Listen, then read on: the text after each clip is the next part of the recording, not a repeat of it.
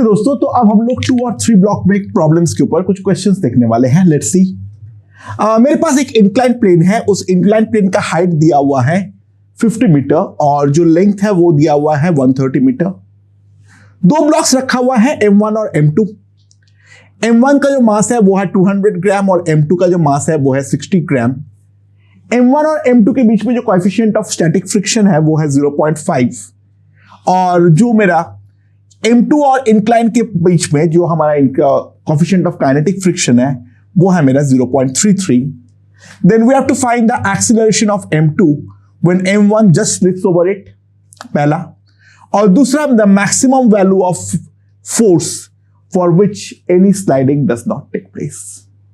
ठीक है, तो ये है मेरा दोनों क्वेश्चन। अच्छा, सबसे पहले एक बात ध्यान दे दो, ये हमारा एंगल ऑफ इंक्लिनेशन हम जल्दी से निकाल लेते हैं।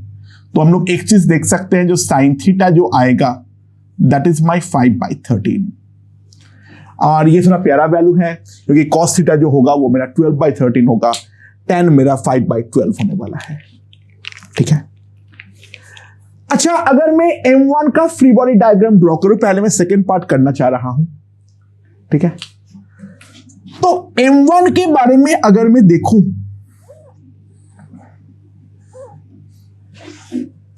इसके ऊपर लग रहा है एक नॉर्मल। ठीक है, कोई स्लाइडिंग अगर नहीं हो रहा है तो मेरा यहां पे लग रहा है नॉर्मल, यहां पे लग रहा है M1G। इसका down the incline slipping tendency होगा तो इसके ऊपर जो फ्रिक्शनल फोर्स होगा that will be equals to F।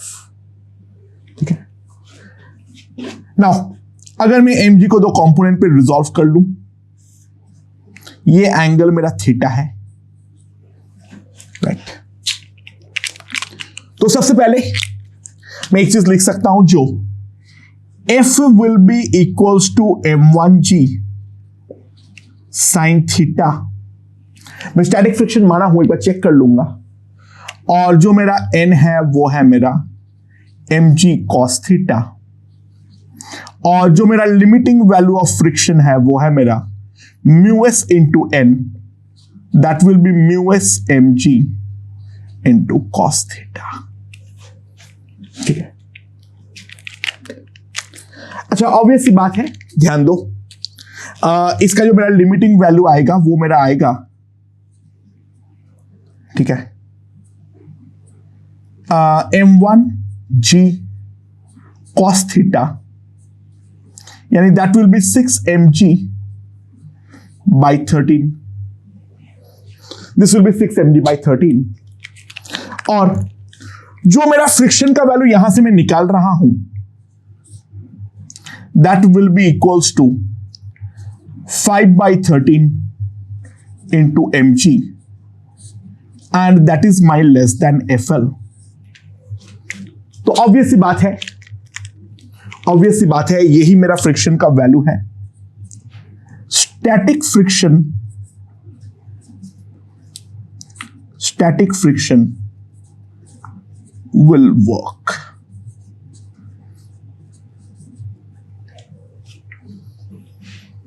ठीक है, ये परे परे जो है वो तो स्लिप करके आगे नहीं निकल जाएगा, ये बात तो ऑब्वियस है, राइट।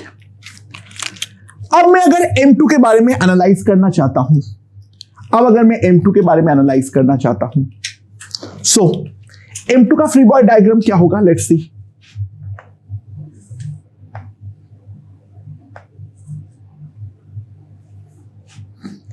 यहां पर इसके ऊपर पीछे के डायरेक्शन में एक F लगेगा,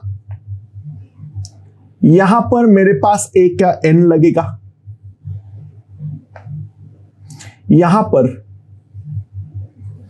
M2G लगेगा, यहां पर एक नॉर्मल N1 लगेगा, और इसका यहां पर मैं एक F लगा रहा हूं, यहां पर मैं अगर एक F लगा रहा हूं तो यहां पर मेरा एक पीछे की तरफ F1 लगेगा। यह है मेरा सिनेरियो। ठीक है,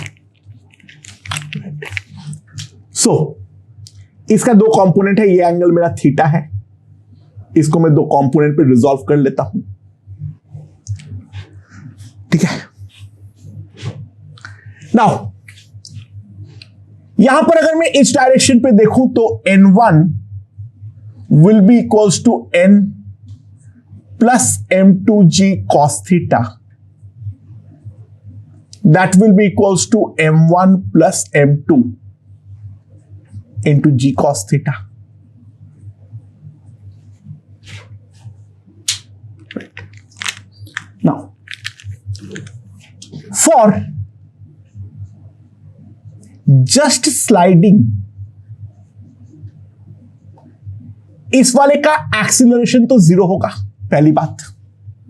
जस्ट स्लाइडिंग के लिए एक्सीलरेशन जीरो होगा, और जो मेरा F1 होगा that will be equals to mu k into n1.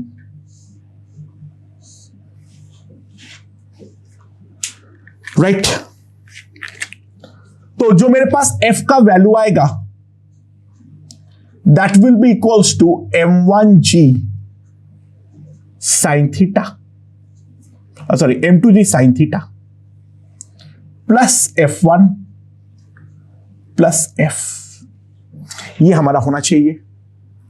अच्छा, f का वैल्यू तो हम लोगों ने डायरेक्टली निकाल रखे हैं, m1g sin theta, so that will be equals to m1 plus m2 into g sin theta, और f1 का जो वैल्यू आएगा मेरे पास mu k into n1 plus mu k m1 plus m2 g into cos theta, तो m1 plus m2 g sine theta plus mu k cos theta. तो यहां पर मेरे पास क्या आ जाएगा, this will be 0.26 into 10, sine theta का वैल्यू जो आ जाएगा दैट विल बी 5/13, इसका जो वैल्यू आ जाएगा दैट विल बी 5/13, म्यू के जो है वो है मेरा 1/3, और कॉस थीटा का वैल्यू है 12/13, तो ये मेरे पास आ जाएगा 9/13, ये मेरे पास आ जाएगा 9/13, तो 2.6 into 9/13, so that will be equals to 1.8 newton. तो मुझे 1.8 न्यूटन का फोर्स यहां पर लगाना पड़ेगा, जो कि यहां पर किसी भी प्रकार का स्लाइडिंग जो है वो हमारा ना हो कोई भी सरफेस के बीच में, ठीक है। इसको तुम सिंपली ऐसे भी देख सकते थे, इन दोनों को एक कंबाइंड सिस्टम की तरह ट्रीट कर लो। वो मैंने इसलिए नहीं ट्रीट किया क्योंकि यहां पर मुझे पहले चेक करना पड़ता है ये अपने आप जो है वो हमारा गिर रहा है या नहीं गिर रहा है, ठीक है, वो हमारा गिर रहा है या नहीं गिर रहा है, वो इसीलिए चेक करना था हमें। एंड वहां पर अगर हम ध्यान दें तो उसके बाद ये इस डायरेक्शन में आ जाएगा हमारे पास m1 plus m2g sine theta, और फ्रिक्शन जो यहां पर लगेगा वो लगेगा म्यू इंटू n, वो तो हमारा सिंपली हो जाएगा mu K m1 plus m2 g cos theta, and rest is everything done. तो मेरे पास जो फोर्स आएगा that will be simply equals to 1.8 newton. तो सेकेंड पार्ट इज डन। तो अब फर्स्ट पार्ट जो करना होगा, find the acceleration of m2 when m1 just splits over, ठीक है, राइट। अब मैं फोर्स जो है इसको धीरे धीरे बढ़ा रहा हूं, यानी F is now increased, right. तो F अगर मैं इंक्रीज करूंगा तो इन दैट केस क्या होगा, ये जो सिस्टम है वो मेरा दोनों साथ में मूव करता रहेगा इन द अपवर्ड डायरेक्शन, और जो मेरा एक्सीलरेशन होगा m1 plus m2 into a, ठीक है, m1 plus m1 minus m2 into a would be nothing but f minus ये वाला quantity m1 plus m2 into g, और इसका वैल्यू मैं डायरेक्टली पुट कर दे रहा हूं 9/13। तो मेरे पास जो एक्सीलरेशन आ जाएगा जब तक दोनों कंबाइंड बॉडी की तरह मूव कर रहा है,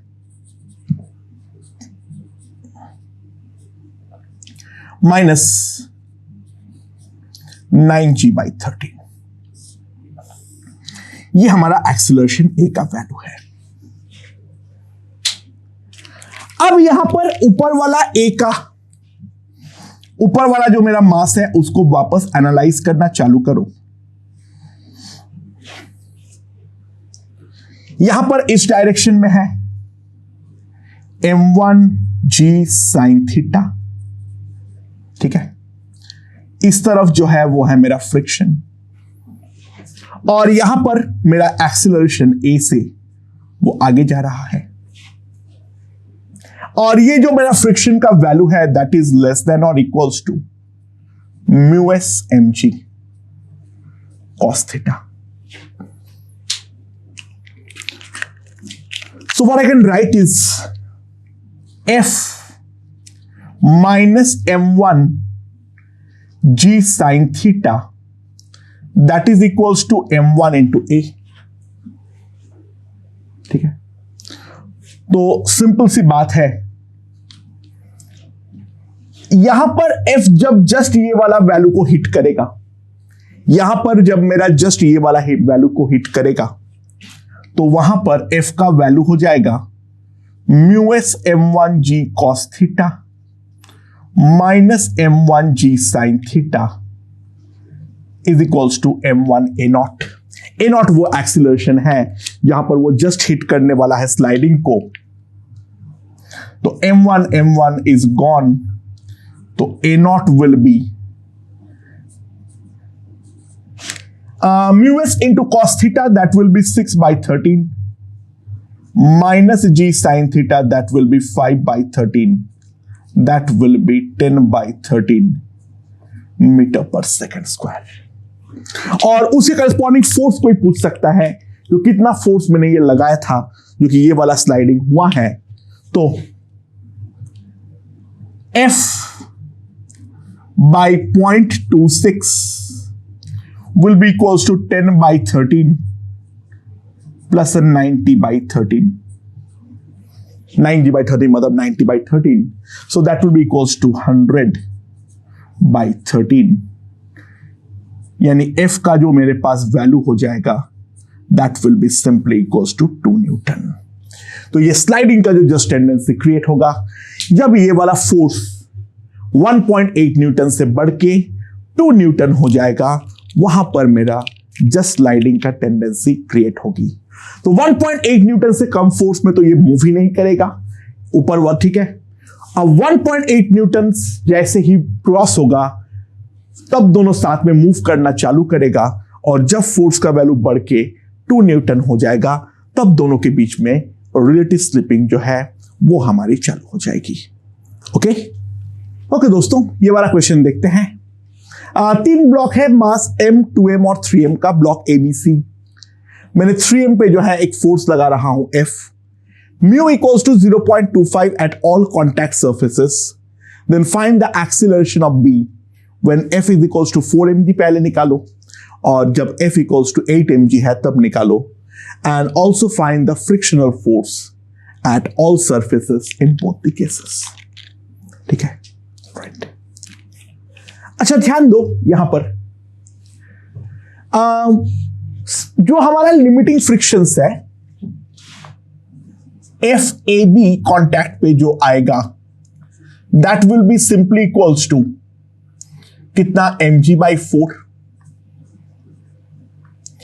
FBC जो आएगा लिमिटिंग फ्रिक्शन 3 mg/4, और FSC ग्राउंड जो आएगा लिमिटिंग फ्रिक्शन 6 mg/4, ठीक है। अच्छा, ब्लॉक अगर मूव करता है तो ए और बी के बीच में स्लिपिंग होना तो ऑब्वियस है। ए और बी के बीच में तो स्लिपिंग जो है वो तो हमारा होना ही पड़ेगा। There is no other way out, क्योंकि अगर ए जो है वो तो हमारा रॉड से कनेक्टेड है, वो हमारा कहीं से भी मूव कर ही नहीं सकता है। ठीक है, तो सबसे पहली बात तो यहां पर ये है, जो बाकी जो मेरा दोनों ब्लॉक्स जो है 2m और 3m, उसको मूव कराने का भी कंडीशन क्या होने वाला है, यानी वो मूव करे उसके लिए हमारा कंडीशन क्या होगा।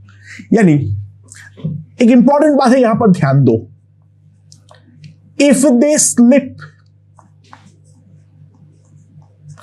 अगर कोई भी एक जगह पर स्लिपिंग होती है, दे स्लिप एट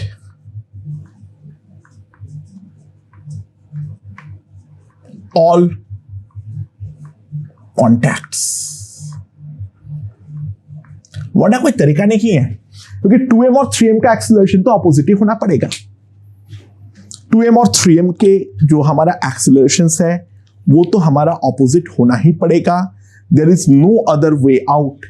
तो एक बात तो ऑब्वियस है, ध्यान दो, अगर मैं यहां पर निकालना चाहूं फॉर जस्ट स्लिपिंग, अगर मैं जस्ट स्लिपिंग का कंडीशन देखूं, ए के बारे में देखना तो बेवकूफी है, उसका एक्सीलरेशन तो हमेशा ही 0 है। ठीक है, बी के बारे में अगर मैं देखूं तो बी, ए के रिस्पेक्ट में बी जो है वो तो इस डायरेक्शन में जाएगा, बी जो है वो टुवर्ड्स राइट जाएगा। तो ए के रेस्पेक्ट में टुवर्ड्स राइट जा रहा है, तो ए उसे रोकना चाहेगा, यहां पर फ्रिक्शनल फोर्स हो जाएगा mg/4, यहां पर धागे का टेंशन है T, और यहां पर जो हमारा फोर्स आएगा that will be simply 3mg/4। ये मेरा ब्लॉक बी का है। सो जस्ट मूव कराने के लिए जो हमारा टेंशन होना चाहिए that must be equals to mg। ये मेरा टेंशन T की वैल्यू होनी चाहिए। और अब सी के एनालाइजेशन पे आ जाओ।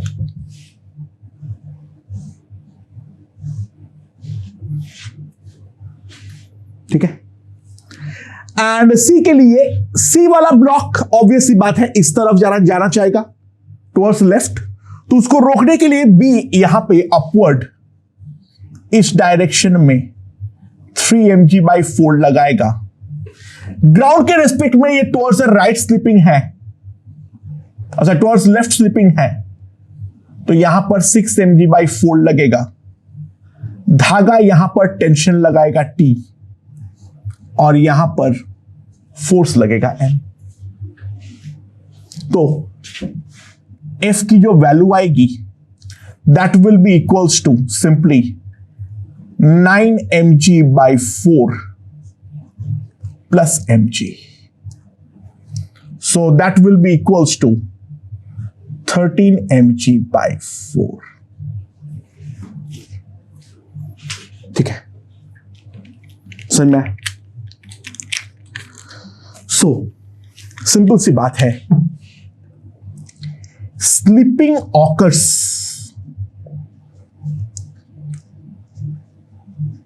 if F is greater than or equals to 13 mg/4, but 4 mg और 8 mg दोनों ही हमारा इससे बड़ा है, तो कोई नया कंडीशन नहीं बनने वाला है। बस एक सिंपल सी बात है, चेक कर लो, ध्यान दो, जो मैं दोनों के लिए भी, किसी भी एक के लिए देख लो, इस डायरेक्शन में तो mg लग रहा है, इधर टेंशन है T, यहां का एक्सीलरेशन इस डायरेक्शन में है A, और यहां पर अगर मैं देखूं तो दोनों फ्रिक्शन मिलके जो लग रहा है वो लग रहा है 9 mg/4, इस डायरेक्शन में लग रहा है T, यहां पर है F, यहां पर मेरा हो जाएगा A। तो सिंपल सी वैल्यू है, बात है T minus mg will be equals to 2ma and 9 mg f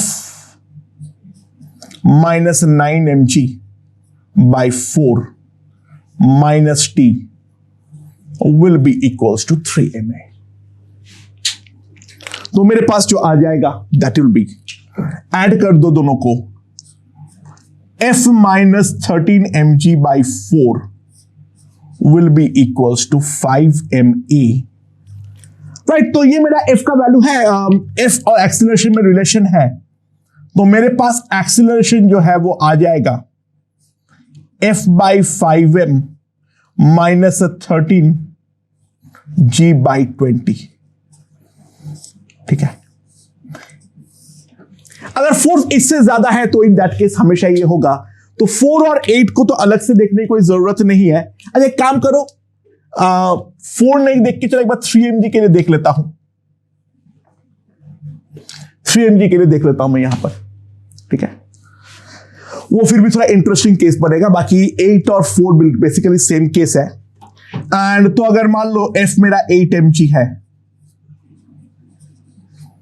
तो एक्सीलरेशन जो आएगा that will be simply 8 by 5 minus 13 by 20 into g, तो मेरे पास आ जाएगा 19g by 20 मीटर पर सेकेंड स्क्वायर। ये मेरे पास आ जाएगा for f equals to 8mg। और जो हमारा फ्रिक्शनल फोर्सेस होंगे एट ऑल सर्फेसेस, वो सब में मेरा लिमिटिंग फ्रिक्शन काम करेगा। ठीक है, अच्छा f अगर मेरा 3mg होगा तो that simply implies no slipping at any surface. कोई भी सरफेस पे किसी भी प्रकार का स्लिपिंग जो है वो हमारा नहीं हो सकता है। ठीक है, अच्छा ध्यान दो,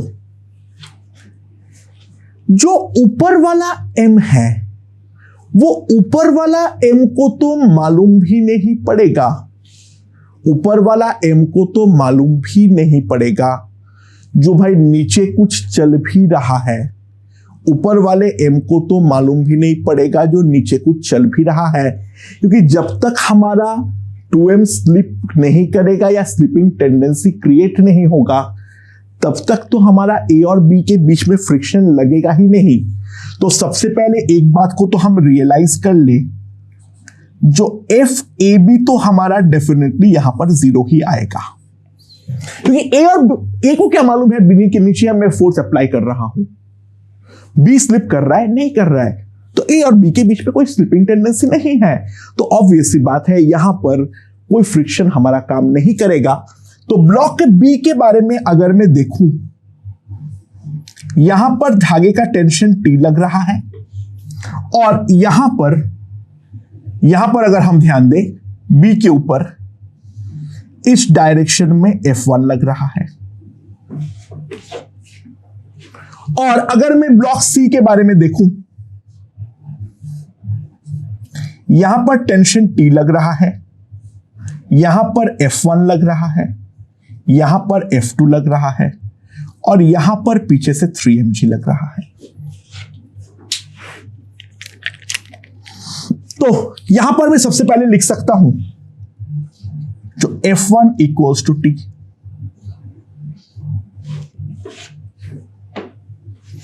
therefore F1 plus F1 plus F2 that will be equals to 3mg, यानी 2F1 plus F2 that must be equals to 3mg.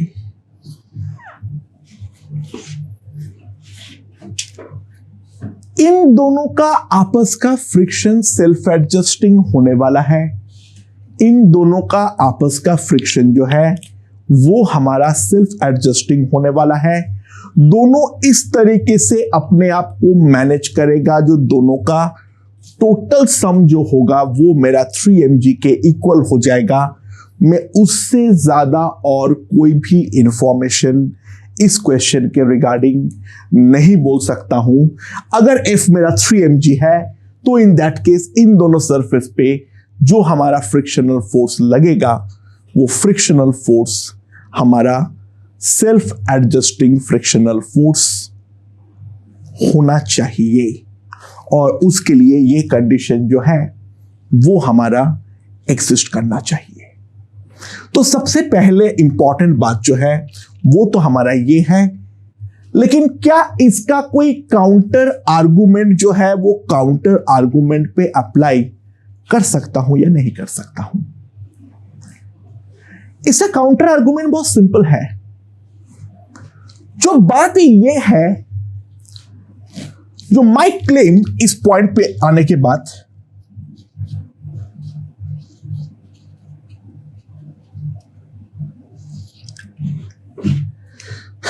what is my claim? Now my claim regarding this thing is, ध्यान देना, अगर हम values में गौर से देखें तो मेरा F1 जो है that is less than or equals to 3 mg by 4 and F2 less than or equals to 3 mg by 2, और दोनों का अगर मैं पुट करूं मैक्सिमम वैल्यू वो इस इक्वेशन को सेटिस्फाई कर रहा है, तो इन दोनों का जो ये मैक्सिमम वैल्यूज है वो इस इक्वेशन को क्योंकि सेटिस्फाई करता है, तो दैट सिंपली इंप्लाइज एक ही पॉसिबिलिटी बनेगा, दोनों जगहों पे फ्रिक्शन अपना लिमिटिंग वैल्यू जो है वो हमारा पहुंच जाएगा 3 mg by 4, और F2 का वैल्यू जो है वो मेरा आ जाएगा 3 mg by 2। So these are the frictional forces that are acting. अच्छा ध्यान देना, तुम बोलोगे सर फिर 3 mg पे स्लिप कर जाना चाहिए था, नहीं। यहां पर आने के बाद जैसे ही हमारा, तुम बोलोगे यहां पे स्लिप करेगा, बट स्लिप करते ही ऊपर वाला फ्रिक्शन हमारा एक्टिवेट हो जाएगा, और यहां पर हमारा जीरो जो फ्रिक्शन है उस पर बदलाव आकर यहां पर एक mg/4 का फ्रिक्शन हमारा लगना चालू करेगा। तो हमें 3 mg के ऊपर और mg/4 अप्लाई करना पड़ेगा। तो एक्चुअल में अप्लाई होना चाहिए इसके हिसाब से 3 mg plus mg/4, that will B 13 mg/4, और वही तो मैंने निकाला था स्लिपिंग के लिए रिक्वायर्ड वैल्यू, राइट। तो अगर मान लो 3 mg के बाद 2 mg दिया हुआ होता, देखो अगर 2 mg दिया हुआ है तो सिंपल सी बात है, पहले नीचे वाला सरफेस को अपना लिमिटिंग हिट करवाओ, यानी F2 का वैल्यू को पहले हम 3 mg/2 पुट करेंगे।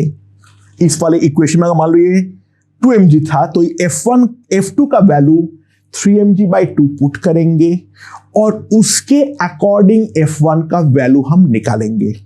What is the logic? What is the logic? जो धागा टाउट तो तभी होगा और ये वाला फ्रिक्शन तो एक्टिवेट तभी होगा जब इसका स्लिपिंग टेंडेंसी क्रिएट भी हो। इसका पहला स्लिपिंग टेंडेंसी नीचे क्रिएट होना जरूरी है। तो अगर मेरा फ्रिक फोर्स का वैल्यू 2 mg होता तो मैं F2 को जो है 3 mg/2 पुट करता, एंड F1 का वैल्यू बाकी बचा हुआ mg/4 होने वाला है। सबसे पहले हम इस बात को पहले रियलाइज करें। अगर मैं 3 mg/2 फोर्स लगाता तो F1 मेरा 0 होता। अगर मैं उससे भी कम फोर्स लगाऊंगा तो मेरा F1 0 होगा। मान लो mg लगाया तो F1 मेरा 0 होगा और F2 मेरा mg होगा। मैं बोलूंगा केवल नीचे वाला सरफेस के अलावा और कहीं पर भी किसी भी प्रकार का स्लिपिंग टेंडेंसी अपना नहीं है। ठीक है, तो बेसिकली 13 mg/4 से कम वैल्यू दिया हुआ होगा, ये क्वेश्चन तब हमारा इंटरेस्टिंग बनेगा। उससे बड़े वैल्यूज के लिए ये वाला क्वेश्चन में कोई खास इंटरेस्ट नहीं है, pretty obvious and straight forward question समझ में आ जाना चाहिए, राइट। ओके दोस्तों, ये वाला क्वेश्चन देखते हैं। तो यहां पर मेरा दो ब्लॉक है 5 kg और 10 kg का। 5 और 10 के बीच में जो कोएफिशिएंट ऑफ फ्रिक्शन है वो है मेरा 0.1 और 10 और ग्राउंड के बीच में जो है वो मेरा 0.2 है। मेरा स्ट्रिंग इस तरीके से है जिसको मैं F से पुल कर रहा हूं। तो सवाल यहां पर ये है जो F का हमारा मिनिमम वैल्यू क्या होना चाहिए जो कि 5 kg और 10 kg के बीच में हमारा स्लाइडिंग हो सके, ठीक है, राइट। अच्छा, तो यहां पर अगर हम ध्यान दें, यहां पर 5 kg वाले ब्लॉक के ऊपर क्या क्या फोर्सेस लग रहा है। एक तो यहां पर एक नॉर्मल लग रहा है और यहां से मेरा 5G इस डायरेक्शन पे लग रहा है। ये वाला ब्लॉक आगे निकल जाना चाह रहा है, ये पीछे रहना चाह रहा है। तो यहां पर फ्रिक्शन जो है वो मेरा F हो रहा है और उस कारण पे इसका 5 वाले का एक्सीलरेशन जो है वो मेरा इस डायरेक्शन पे है। तो पहली बात, N जो है वो तो मेरा 5G होगा and F will be equals to 5A.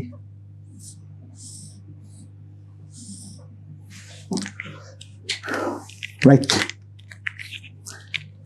But F का जो वैल्यू है that is less than or equals to, इसको μ1 बोल देता हूं, μ1 into n, तो that will be equals to 0.5G. तो 5A less than or equals to 0.5G यानी A less than or equals to 1 metre पर सेकेंड स्क्वायर, यानी slipping यहां पर होगी दैट विल बी इसका एक्सेलरेशन जब 1 मीटर पर सेकेंड स्क्वायर हो जाएगा वहां पर हमारा पहली बार स्लिपिंग होने वाली है। अब 10 kg वाले ब्लॉक पे आ जाओ।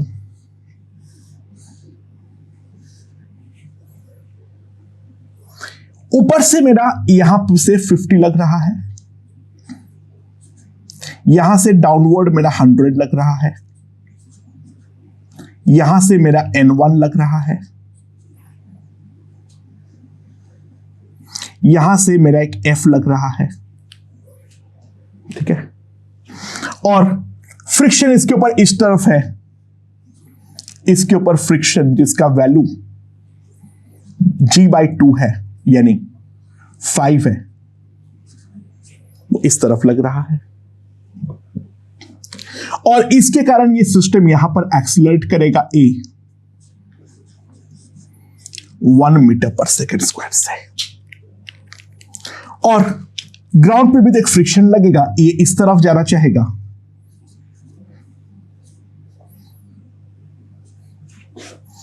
That is a fellow friction. और यहां पर जस्ट हमारा यहां पे स्लिपिंग हमारा चालू हो चुकी है, तो that will B 0.2 into N1। Now ये वाला F को अगर मैं दो कंपोनेंट पे रिजॉल्व करूं, ये एंगल तो मेरा थीटा है, एक इस तरफ एक इस तरफ, ये हमारा 50 डिग्री है, 53 है, तो this will B 3F/5 and that will be 4F/5। तो हमारे पास जो इक्वेशन आएगा सबसे पहले N1 plus 4F/5 that will be equals to 150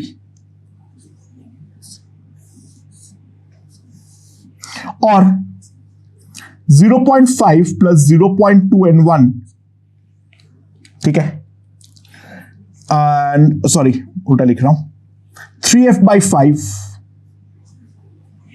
इस डायरेक्शन पे -5 minus 0.2 N1 that will be equals to 10 into 1 M into A।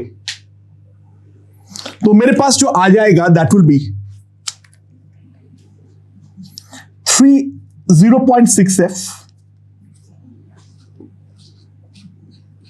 0.2 n1 इसका value कितना है -30 0.2 से मल्टीप्लाई करूंगा -0.8f/5 that will be equals to 15। तो ये मेरे पास हो जाएगा 0.16, तो ये हो जाएगा 0.44, तो 0.44f that will B 45।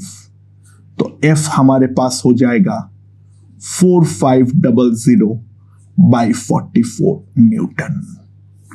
So that will be the value of force that must be applied, जो कि हमारा ये जस्ट हम इन दोनों के बीच में रिलेटिव स्लिपिंग हमारा काम करना चालू करते हैं।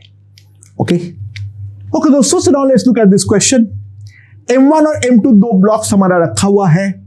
हमारा यहां पर एक आइडियल पुलिस के सहारे एक स्ट्रिंग कनेक्टेड है दोनों के बीच में, और उस पर दो तरीके से मैंने फोर्स एक अप्लाई कर रहा हूं, एक में हॉराइजेंटल एक में वर्टिकल। दोनों पे ही ग्राउंड और M2 के बीच जो है कोई फ्रिक्शन नहीं है, और M1 और M2 के बीच में कोएफिशिएंट ऑफ स्टैटिक फ्रिक्शन जो है वो है मेरा 0.5 और कोएफिशिएंट ऑफ काइनेटिक फ्रिक्शन है 0.3। तो हमें acceleration of M1 and M2 निकालना है। पहला, जो अगर हमारा F जो है वो मेरा 160 न्यूटन हो और दूसरा है F अगर 175 न्यूटन हो फॉर द केस A, और केस B के लिए हमें केवल और केवल 160 न्यूटन जो है उसको हमें डिस्कस करना है। ठीक है, okay, so far so good, let's see. पहले वाले केस पे M1 फॉर A,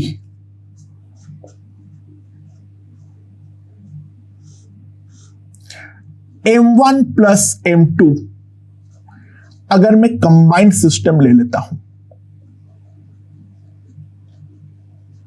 ठीक है, मान लो दोनों हमारा कंबाइंड सिस्टम की तरह मूव कर रहा है, मैं उसके लिए कंडीशन निकालूंगा क्योंकि ग्राउंड में तो कुछ नहीं है और यहां पे जो भी फ्रिक्शन है वो तो हमारा इंटरनल फोर्स है। अगर कंबाइंड सिस्टम की तरह मूव कर रहा है तो acceleration A will be simply equals to F by M1 plus M2। ठीक है, अच्छा, अगर मैं M2 का फ्री बॉडी डायग्राम ड्रॉ करूं,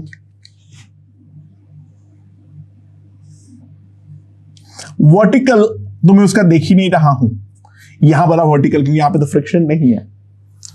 यहां पर एक फोर्स F लग रहा है,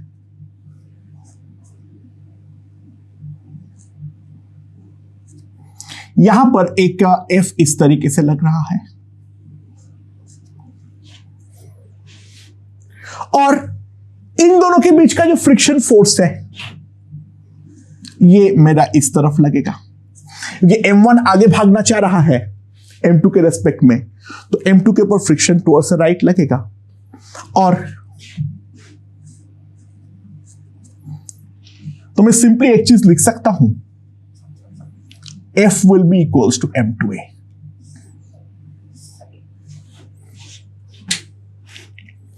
ठीक है, अच्छा, F अगर M2A है तो F का वैल्यू मेरे पास आ जाएगा M2F divided by M1 plus M2।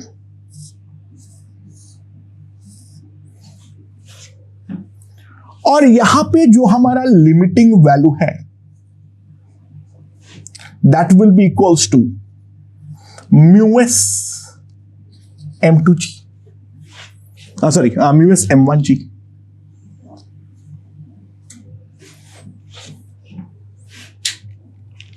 So simple सी बात है, M2F by M1 plus M2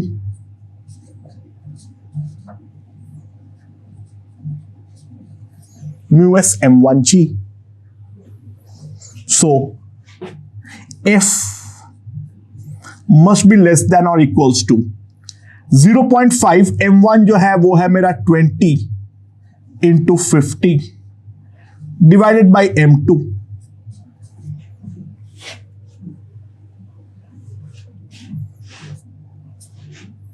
तो मेरे पास कितना आ जाएगा 500 बाई 3 न्यूटन।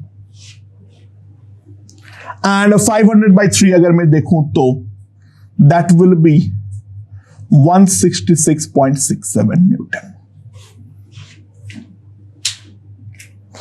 सो अगर फोर्स इससे कम होगा तो कंबाइंड सिस्टम का जो एजम्पशन है वो हमारा सही है। तो सिंपल सी बात है, F equals to 160 newton, they move together,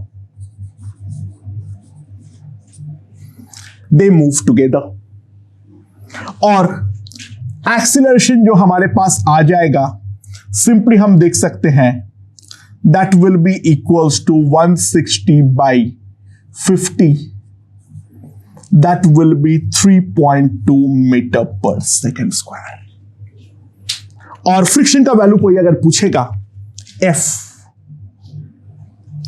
यहां पर सिंपली M2A होगा, दैट विल बी 30 इंटू 3.2, जो हमारा फ्रिक्शन का वैल्यू आएगा that will be simply equals to 96 newton. But 175 definitely इस वैल्यू से ज्यादा है, तो हम एक चीज बोल सकते हैं, F equals to 175 Newton,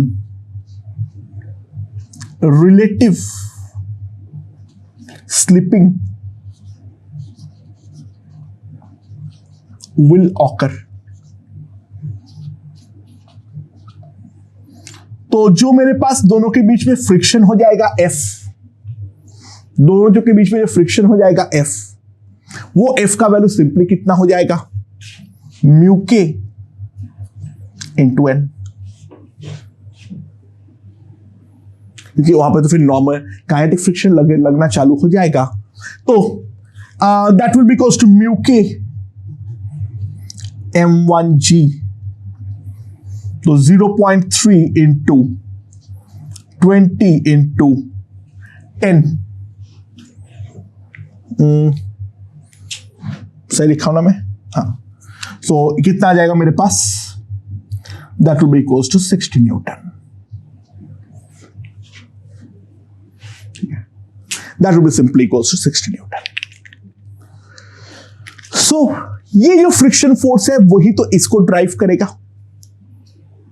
friction का फोर्स में ये F और F तो रहेगा ही, यहां पे मेरा 60 न्यूटन का फोर्स होगा, तो एक्सीलरेशन ऑफ M2 A2 जो हमारे पास आएगा that will be simply 60 divided by M2 by 30,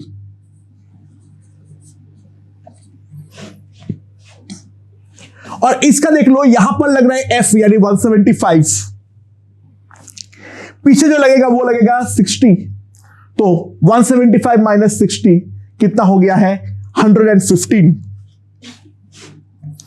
तो A1 हो जाएगा 175 माइनस 60 डिवाइडेड बाई 20, तो 115, तो 11.5, 5.75 मीटर पर सेकेंड स्क्वायर।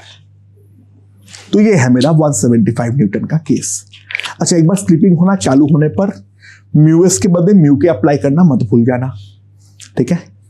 म्यू एस के बदले म्यू के अलग बनाना मत भूल जाना, वरना तुम यहां पे 100 बाई इसमें कितना आ जाएगा 100 न्यूटन आ जाएगा म्यू एस करूंगा तो यहां पे तुम 10/3 निकालोगे और यहां पे फिर तुम 75/20 निकालोगे, जो कि ऑब्वियसली तुम्हारा गलत आंसर हो जाएगा, क्योंकि एक बार स्लिपिंग चालू होने पर हमारा म्यू के ही तो लग सकता है, राइट?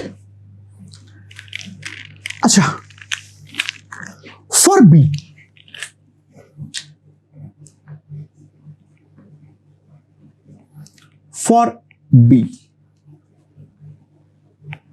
यहां पर अगर हम ध्यान दें, M2 के ऊपर केवल यही एक F लगने वाला है, यानी M2 का अगर मैं फ्री बॉडी डायग्राम ड्रॉ करूं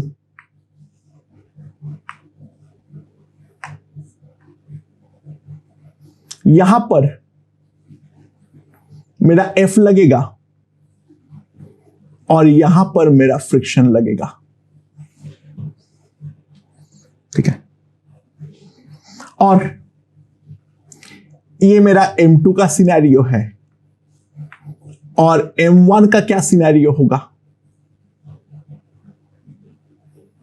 यहां पर नीचे वाला सरफेस पे मेरा F लगेगा, नीचे वाला सरफेस पे जो है वो हमारा F लगने वाला है, और यहां पर से मेरा एक ये लगेगा।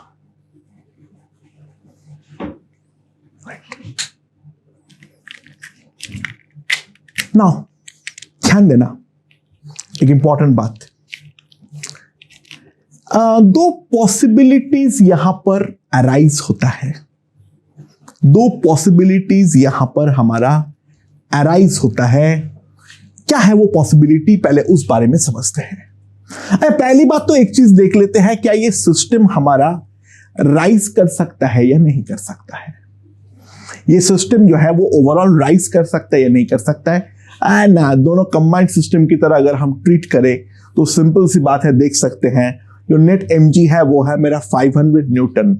मैंने एक्सटर्नली जो अप्लाई किया हूं, ठीक है, मैं अगर फ्री बॉडी डायग्राम ड्रॉ कर लूं तो वहां पे एक्सटर्नली जो अप्लाई हो रहा है अपवर्ड केवल 160 न्यूटन ही तो हो रहा है, तो यहां पे तो कोई पॉसिबिलिटी हमारा एग्जिस्ट ही नहीं करता है। ठीक है, राइट। अच्छा, अब पॉसिबिलिटीज है या तो दोनों साथ में मूव करें या तो दोनों हमारा सेपरेटली मूव करें। इसके अलावा और कोई तीसरा पॉसिबिलिटी तो हमारा अराइज होता ही नहीं है। ठीक है, यहां पर हमारा और कोई भी पॉसिबिलिटी जो है वो हमारा अराइज नहीं होता है। केवल और केवल जो है या तो दोनों साथ में मूव करें या तो दोनों अलग से मूव करें। Let's see. अच्छा, अगर दोनों साथ में मूव करता है तो दोनों का एक्सीलरेशन इक्वल होगा। तो दोनों का एक्सीलरेशन को अगर मैं एक बार के लिए इक्वल मान लेता हूं, यानी इसका इस तरफ a, इसका इस तरफ a, तो F minus capital F that is equals to M2A। और यहां पर मैं लिख सकता हूं capital F minus small f equals to M1A। तो इसका एक ही तो पॉसिबिलिटी है जो A हमारा 0 हो, क्योंकि ऑब्वियस है इस सिस्टम में कंबाइंड कोई नेट हॉरिजॉन्टल फोर्स नहीं है, तो एक्सीलरेशन A 0 होना चाहिए था।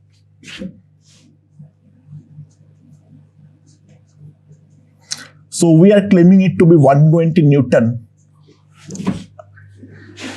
क्योंकि इसका जो लिमिटिंग वैल्यू है इसको अगर हम कंप्यूट कर ले एक बार जल्दी से, that will be 0.5 into 20 into 10। तो ये तो हमारा इम्पॉसिबल सिनेरियो है, यानी they cannot move together।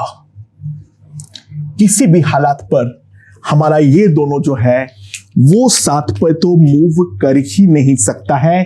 तो दोनों का जो एक्सीलरेशंस होंगे वो तो हमारा डेफिनेटली अलग अलग होंगे। तो M1 वाला जो है उसका फॉरवर्ड एक्सीलरेशन मान लो A1, ठीक है, तो capital F minus small f that is equals to M1 A1। ये मैं डेफिनेटली लिख सकता हूं। अच्छा, स्मॉल f का वैल्यू कितना होगा? स्मॉल f उसका लिमिट काइनेटिक फ्रिक्शन का लिमिटिंग वैल्यू जो है वो हमारा पकड़ लेगा, तो F will be equals to kinetic friction and that will be 60 newton, क्योंकि स्लिपिंग तो हमारा हो चुकी है। और कैपिटल F जो है दैट इज 160 न्यूटन। तो हमारे पास आ जाएगा 20 A1 that will be equals to 100, यानी A1 will be equals to 5 metre पर सेकेंड स्क्वायर. A1 जो आएगा that will be equals to 5 metre पर सेकेंड स्क्वायर. एंड M2 वाले के लिए अगर हम देखें, M2 वाले के लिए अगर हम देखें तो यहां पर आएगा 60, ऊपर इस पे आ जा रहा है 160, तो इसका बैकवर्ड एक्सीलरेशन है मान लो A2, तो सिंपली हम लिख सकते हैं 30 A2 will be 100, यानी A2 will be 10/3 मीटर पर सेकेंड स्क्वायर इन दी बैकवर्ड डायरेक्शन. ओके दोस्तों, ये वाला क्वेश्चन देखते हैं. मेरे पास दो कैपिटल M के ब्लॉक्स हैं और उसके ऊपर दो स्मॉल m के ब्लॉक लगा हुआ है जो एक धागे के सहारे हमारा बंधा हुआ है. ठीक है, नीचे का जमीन जो है वो मेरा स्मूथ है और दोनों ब्लॉक्स के बीच में दोनों तरफ ही जो कोएफिशिएंट ऑफ फ्रिक्शन है वो मेरा म्यू है. मैं यहां से एक फोर्स अप्लाई कर रहा हूं F, तो मैक्सिमम वैल्यू ऑफ फोर्स जो कि ये चारों के चारों ब्लॉक हमारा साथ में मूव करे, यानी सबका एक्सीलरेशन जो है वो हमारा सेम हो. ठीक है, अच्छा अगर मैं क्योंकि साथ में मूव कर रहा है ये बोला हुआ है, तो यहां पर सिंपल सी बात है, इन चारों को मैं एक सिस्टम ले लेता हूं. ठीक है, so taking all four as a system. ठीक है, जो हमारा एक्सीलरेशन आएगा वो आएगा simply F/2 capital M plus small m.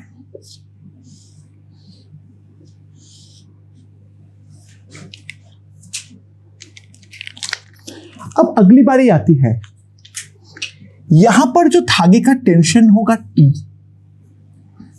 वो T मेरा कितना होगा. उसके लिए इन दोनों को एक सिस्टम मान लो, इन दोनों को एक सिस्टम मान लो.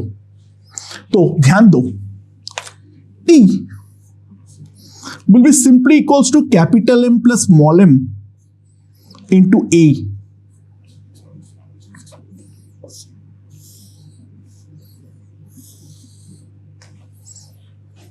That will be simply equals to F/2. That will be simply equals to F/2. ठीक है, राइट. अब हम लोग एक इंडिविजुअल लेवल पे एनालिसिस करते हैं. यहां पर अगर हम ध्यान दें,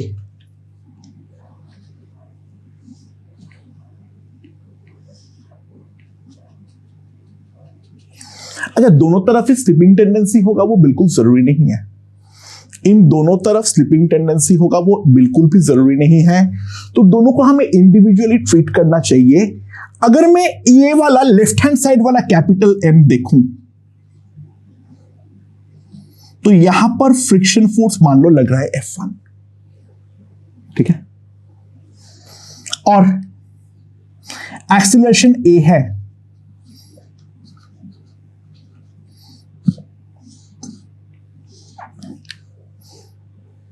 और ऊपर वाले पे इधर से लग रहा है F/2. इसका एक्सीलरेशन भी तो A ही है.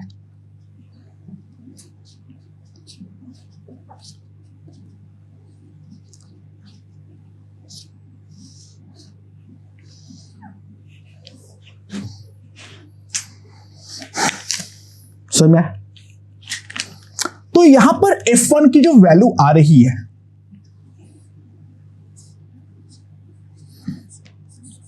A,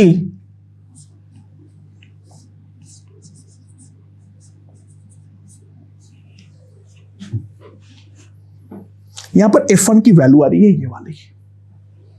तो लेफ्ट हैंड साइड का एनालिसिस हमने यहां पर कंप्लीट कर लिए हैं, ठीक है। लेफ्ट हैंड साइड का एनालिसिस जो है वो हमने यहां पे कंप्लीट कर लिए हैं, राइट। अब राइट हैंड साइड के एनालिसिस पे आ जाओ। अब जो है राइट हैंड साइड के एनालिसिस पे आ जाओ। तो राइट हैंड साइड के लिए अगर मैं देखूं,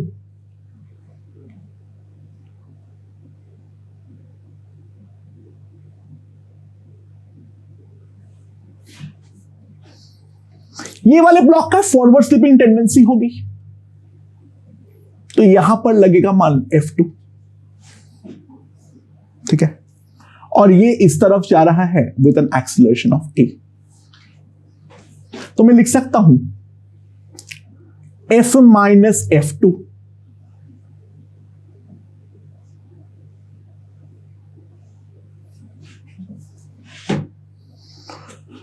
और यहां पे जो दूसरा वाला ब्लॉक है मेरा,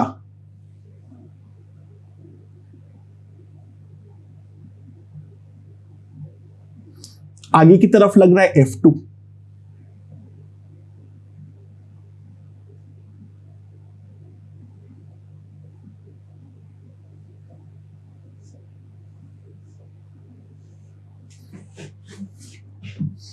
राइट। ये हमारे पास आ जाएगा। अच्छा, तो मैं अगर यहां से F2 का वैल्यू को निकालना चाहता हूं तो मैं F को एलिमिनेट करूंगा, तो इस वाले को इंटू 2 कर दो और दोनों को ऐड कर दो, तो F2 का जो वैल्यू आ जाएगा that will be capital M plus 2 small m into A।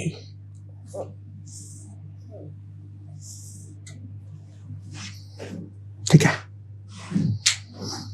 तो F1 जो है वो है मेरा M इंटू A, F2 है मेरा यहां पर capital M plus 2m into A।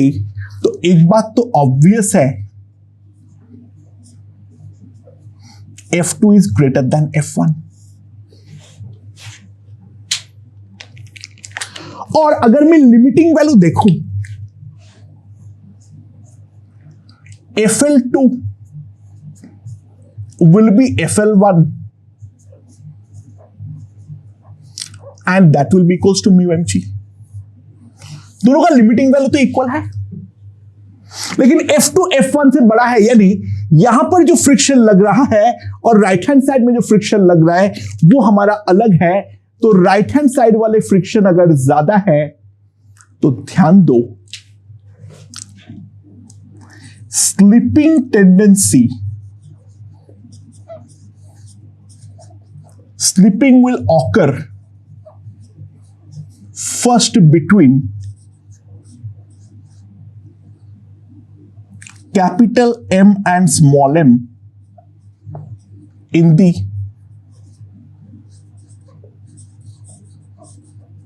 right side। Left side पे तो हमारा कुछ भी नहीं होगा, जो भी हमारा स्लिपिंग टेंडेंसी क्रिएट होगी वो तो मेरा राइट हैंड साइड में ही क्रिएट होगी, यानी F2 will reach limiting value first।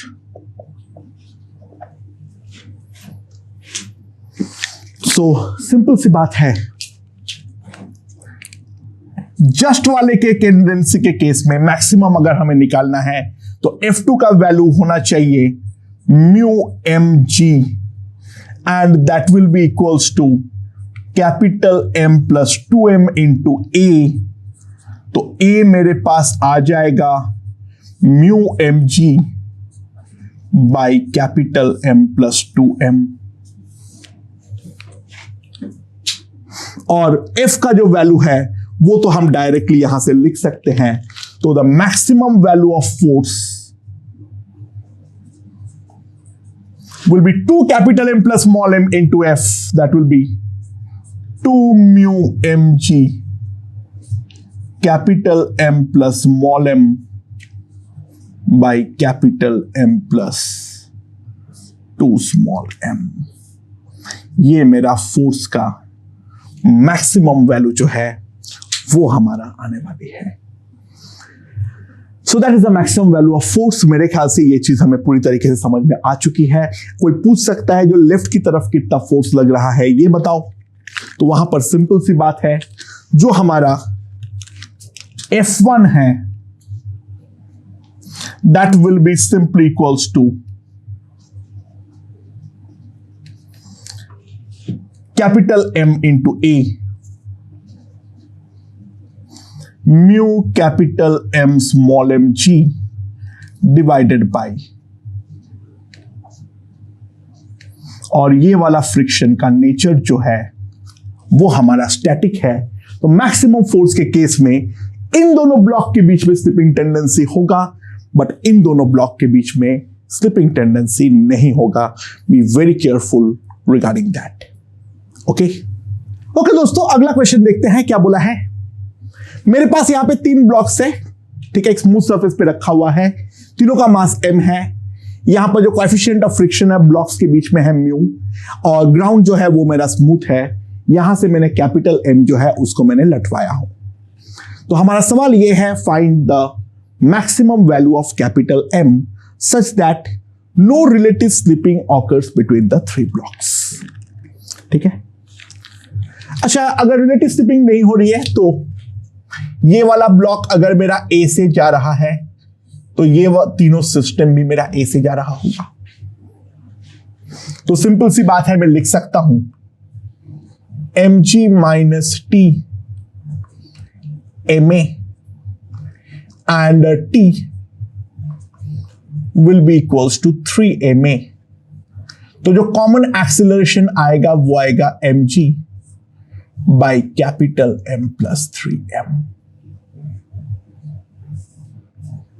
ठीक है, ये हमारा कॉमन एक्सेलरेशन है, राइट। अच्छा, लिमिटिंग फ्रिक्शन अगर मैं देख लूं ऊपर वाले के लिए FL1 जो है वो है मेरा म्यू mg, और बाकी दोनों नीचे के बीच में जो है वो है मेरा 2 म्यू mg।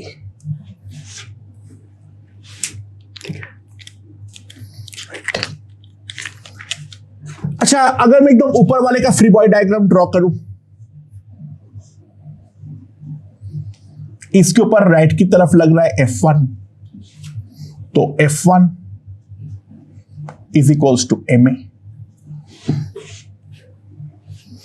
यहां पर बीच वाले के लिए बनाओ तो यहां पर से F1, यहां से F2,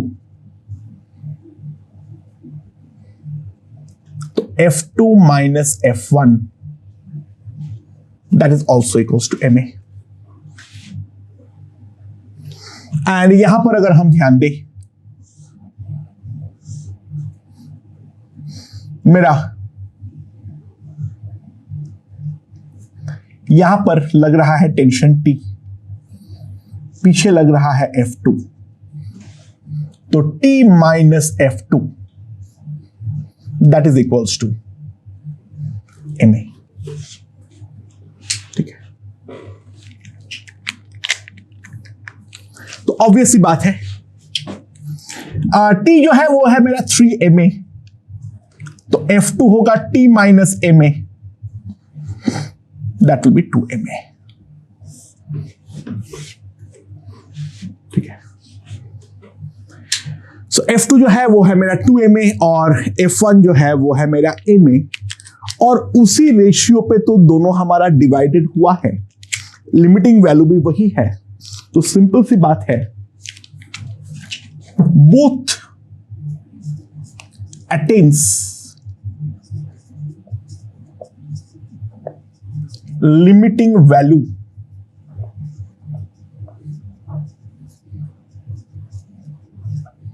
साइमल्टेनियसली।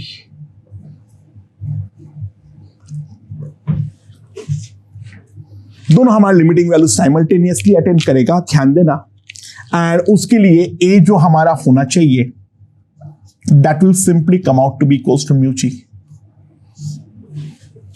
ए जो हमारा होना चाहिए that will be simply equals to mu g. And a अगर हमारा म्यू जी है तो हम लिख सकते हैं mu G will be equals to M G by m+3m वहां पर, तो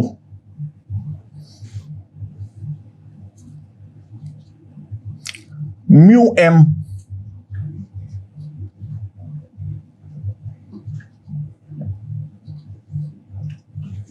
कितना आ जाएगा 3 mu M by 1 minus mu. So that is the limiting value of mass जिसके लिए तीनों बॉडी हमारा साथ में चले, इससे ज्यादा में स्लिपिंग टेंडेंसी जो है वो हमारी क्रिएट हो जाएगी। ओके ओके दोस्तों, ये वाला क्वेश्चन देखते हैं। मेरे पास दो ब्लॉक्स हैं ए और बी। ए का मास जो है वो मेरा है स्मॉल एम और बी का मास जो है वो है मेरा capital M. Small m is given to be less than capital M. जो दोनों के बीच में एक थिन पेपर का शीट है, ठीक है, प्रैक्टिकली इसका मासलेस है, बट पेपर इतना थिकनेस का है जो कि ए और बी के बीच में कोई भी डायरेक्ट कांटेक्ट जो है वो हमारा नहीं होने वाला है, ठीक है। अच्छा, तो हमें यहां पर पेपर के ऊपर मैं एक फोर्स लगा रहा हूं एफ। पूरा सिस्टम मेरा एक स्मूथ हॉरिजॉन्टल सरफेस के ऊपर रखा हुआ है। पहला, हमें एफ ऐसा निकालना है जो कि ब्लॉक बी जो है वो पेपर के रिलेटिव में हमारा स्लाइड नहीं करेगा। Point number 1। Point number 2, the paper slides with relative to B but not with respect to A, ठीक है।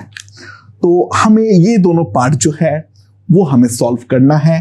अच्छा, सबसे इंपॉर्टेंट इस पे जो चीज है उस बात को देख लो। Paper is massless.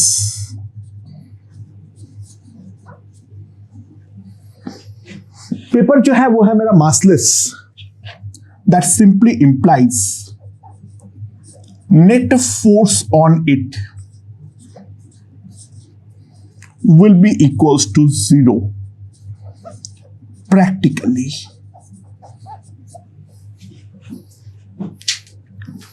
तो अगर मैं पेपर का पॉइंट ऑफ व्यू से देखूं, यहां पर इस तरफ पीछे की तरफ जो है मेरा लग रहा है एफ और यहां पर लग रहा है एफ, और ये एफ का जो लिमिटिंग वैल्यू है वो ध्यान देना, that will be equals to mu small m ji.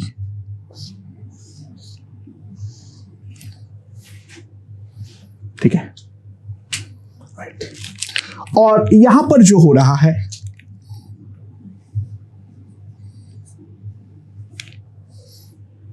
Paper का कुछ एक्सीलरेशन है ए, बट जो भी है पेपर मासलेस है। Capital F must be equals to 2f। Capital F must be equals to 2f, ठीक है। अच्छा, अब ध्यान दो, मैं अगर मान लो तीनों हमारा कंबाइंड सिस्टम की तरह मूव करें, पहला कंडीशन में देखता हूं A plus B plus paper moves as a combined system. मान लेता हूं, तो जो भी फ्रिक्शन फोर्स होगा वो तो मेरा इंटरनल होगा, पेपर हमारा मासलेस है, तो सिंपली मैं एक चीज लिख सकता हूं, जो एफ जो होगा that will be F M into M plus A. तो एक्सीलरेशन ए जो हमारे पास आएगा capital M plus small M.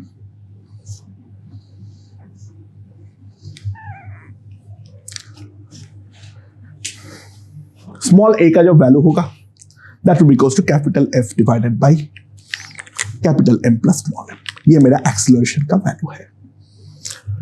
But B block को जो हमारा एक्सीलरेशन प्रोवाइड कर रहा है, बी ब्लॉक का जो एक्सीलरेशन प्रोवाइड कर रहा है वो तो मेरा यहां का जो फ्रिक्शन है वो ही प्रोवाइड कर रहा है। इसी कारण तो इसका एक्सेलरेशन ए हो रहा है, क्योंकि डायरेक्ट फोर्स तो है नहीं। तो सिंपल सी बात है, जो हमारे पास स्मॉल एफ का वैल्यू आएगा that will be capital M into ए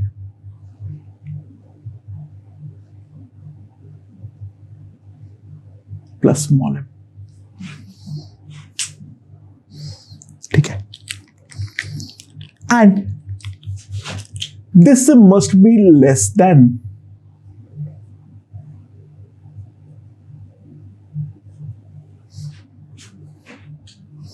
ये चीज तो मैं डेफिनेटली लिख सकता हूं। अच्छा, यहां पर स्लिपिंग नहीं होना ऊपर पे स्लिपिंग नहीं होने को गारंटी करेगा, यहां पे स्लिपिंग नहीं होना ऊपर पे स्लिपिंग नहीं होने को गारंटी करेगा, क्योंकि सिंपल सी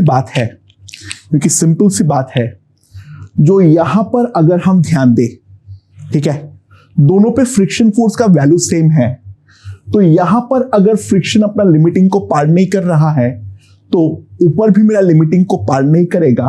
तो पहले वाले केस में ब्लॉक बी अगर पेपर के रिलेटिव में स्लाइड नहीं करेगा तो ब्लॉक ए भी तो डेफिनेटली स्लाइड नहीं करेगा, और तीनों ब्लॉक ही हमारा साथ में चलता रहेगा, तीनों ब्लॉक जो है वो हमारा साथ में चलता रहेगा। ठीक है, सो हम सिंपली लिख सकते हैं F will be less than और इक्वल्स टू, कितना आ जाएगा मेरे पास, mu mg capital M plus small m divided by capital M। तो यहां पर सिंपल जो कंडीशन आ जाएगा मेरे पास, इक्वल्स टू पे जस्ट स्लिपिंग टेंडेंसी क्रिएट होगी, तो हम लोग लेंगे mu mg 1 plus small m by capital M।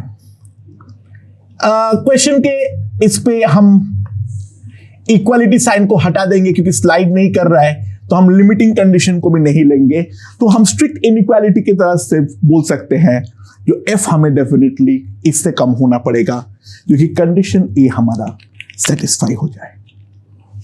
ठीक है, राइट। अच्छा, अब बोला है जो paper slides with respect to B but not with respect to ए।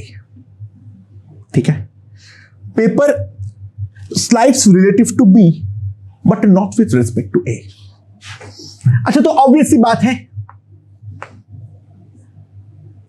जो मेरा बी पार्ट है उसके लिए F ग्रेटर देन और इक्वल्स टू, क्योंकि ये तो हमारा होना ही पड़ेगा, राइट, ये तो हमारा डेफिनेटली होना पड़ेगा। बट ए के रिस्पेक्ट में स्लाइड नहीं कर रहा है, तो ध्यान दो, ये वाले पेपर पे यहां पर तो F लग चुका है, और यहां पर नीचे की तरफ स्लाइडिंग हो रही है, तो म्यू mg लग चुका है, बट ऊपर का फ्रिक्शन जो है वो है मेरा कुछ F। अच्छा, ये दोनों साइमल्टेनियसली हिट करेगा वो बिल्कुल भी जरूरी नहीं है, ठीक है ना, ये दो अलग अलग फ्रिक्शंस है, पेपर मासलेस है इसलिए उन दोनों का लिमिटिंग वैल्यू सेम आया है, बाकी और कुछ सेम नहीं है। तो मैं एक चीज तो बोल सकता हूं, जो F will be equals to small f plus mu mg, but यहां पर तुम एक चीज जानता हूं, जो no sliding between paper and A, paper और ए के बीच में किसी भी प्रकार का कोई भी स्लाइडिंग हमारा नहीं होगी। सो सिंपली हम एक चीज बोल सकते हैं, जो ये वाला F होगा वो अपना लिमिटिंग वैल्यू से कम होना चाहिए। तो जो मेरा कैपिटल एफ होगा वो मेरा 2 म्यू एम जी से कम होना चाहिए।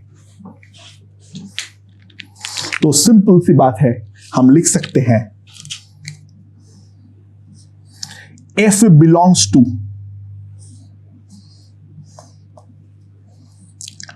Mu m g 1 plus this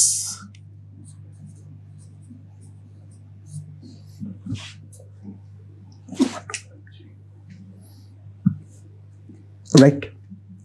अच्छा, ये वाला कंडीशन, ये वाला जो हमारा डोमेन आया है उसका वैलिडिटी को बताता है, लेकिन अगर मान लो स्मॉल एम कैपिटल एम से ज्यादा होता तो ये चीज तो हमारा इनवैलिड होता, क्योंकि ऐसा कोई वैल्यू हमारा एग्जिस्ट ही नहीं करता, क्योंकि ये एक से छोटा है तभी तो ये हमारा एक प्रैक्टिकल वैल्यू देने वाला है। ये स्मॉल एम अगर 2 होता तो 3 mg से इसमें बेसिकली हमारा नल सेट आता, ऐसा कोई सॉल्यूशन हमारा एग्जिस्ट ही नहीं करता। तो ये वाला जो हमारा डोमेन है उसका एग्जिस्टेंस के लिए ये जो दिया हुआ कंडीशन है वो हमारा इंपॉर्टेंट है। ओके।